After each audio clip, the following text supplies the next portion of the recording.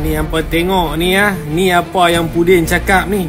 Pudin kata kes Raymond Pastor ni berlaku tu zaman 2016-2017.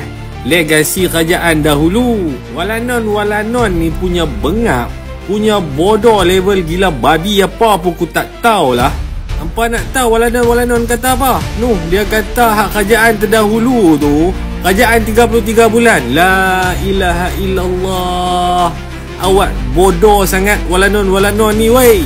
33 bulan kepala bapa hampa berlaku tahun 2016 tahun 2017. Ni bukti dia. Masa 2016 2017 itu zaman siapa?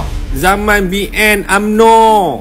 Masa tu Menteri KDN siapa? Perdana Menteri siapa? Hampa pi Google pi carilah sendiri. Lah ni BN UMNO AMDAP ni dah duduk dengan hampa. Lepas tu hampa salahkan kerajaan 33 bulan. Hampa tak tengok kes tu ke start tarikh bila bodoh? Hampa ni walanon. Memang hampa punya bodoh ni level gila babi punya bodoh lah.